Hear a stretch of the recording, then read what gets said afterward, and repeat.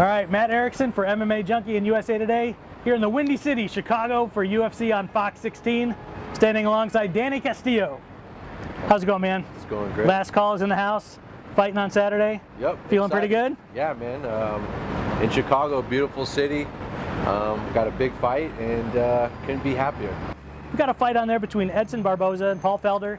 You fought both of those guys.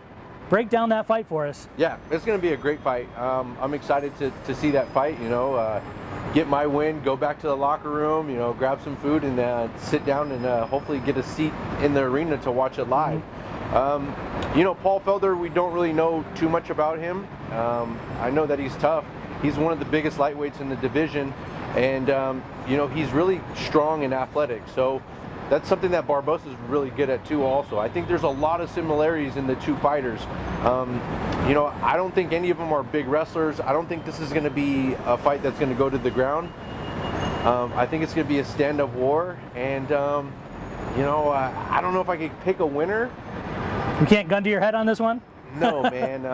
They're really tough, and I have a lot of respect for both fighters, especially Paul Felder coming in and fighting me on 3 weeks' notice with a lot of pressure on him, and he rose to the occasion, and I have nothing but respect for him. And also Barboza. I had him really hurt, and I was beating the crap out of him. He came back and won 2 rounds from me and stole the fight underneath me in my hometown, and still a little bit bitter about that. But, I think who's going to win this fight is the fans. Sweet. Let's move on to the co-main event.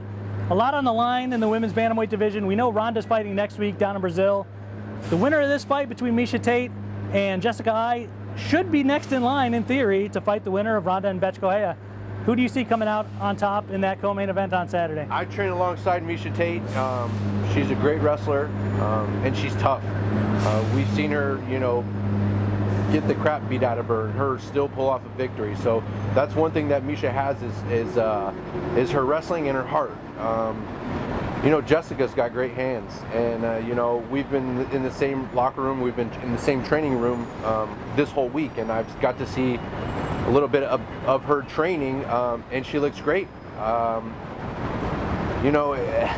one's a tough one to pick also. I haven't seen enough of Jessica, but I feel like she's got a lot to prove. Just listening to her talk, which doesn't mean anything, she has a lot of confidence. I don't really know where Miesha's head's at right now, and I know she moved to Vegas. I'm not sure who she's working with. I don't know if she has improved, but she's always tough. I'm going to go no comment on this one who's going to win. Just because, I know Miesha, and I've actually, have a little bit of a friendship with Jessica recently. You betcha. It's a toss-up. Both fights are toss-ups. I know that on this next one we're going to talk to you about, I know which way you're going to go with picking that one. Let's talk about the main event. Your longtime friend, your teammate, TJ Dillashaw, defending his bantamweight title against Renan Barão. Big rematch we've been waiting a long time for.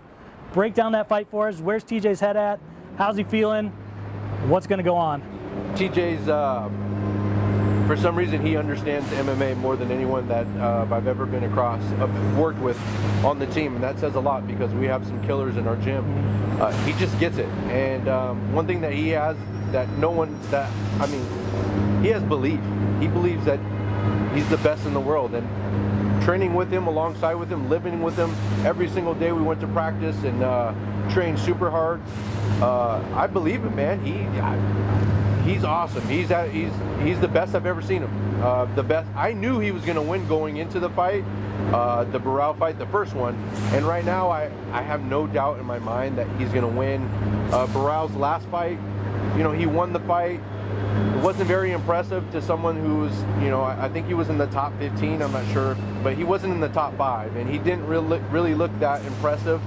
I think TJ really did a number on him in the first fight, and mentally it's going to be tough for him to bounce back from that. But Barão, man, he's from one of the best teams in the world, and I know that he probably has some little bit of added motivation because I heard a rumor that Coach Perinares is going to retire soon, so I'm sure he wants to give his coach another victory and another champ and him retire on top. But I don't see him winning. TJ's dominant everywhere. His jiu-jitsu's great, his wrestling's great, he's strong. We've been in Colorado training at elevation, and being here in Colorado, I feel incredible, so I know he feels incredible. he's been sparring 2 more rounds than I'm sparring for the championship round. So I've got TJ winning, not only winning, but stopping Barboza late 2nd round, early 3rd round. There's your prediction from Danny Castillo. For the record, I'm going with TJ Dillashaw as well. Sometimes a guy just seems to be that kryptonite for somebody else, and not to take anything away from Barboza, who had one of the longest winning streaks in the history of the sport. But it just feels like TJ Dillashaw is that guy that's inside Barboza's head, and maybe would be that opponent that would be kryptonite for him for the rest of his career.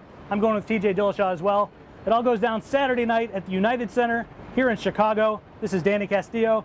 I'm Matt Erickson for MMA Junkie and USA Today. Don't miss his fight on Fox on Saturday night, and the main card on Fox as well. We'll see you soon.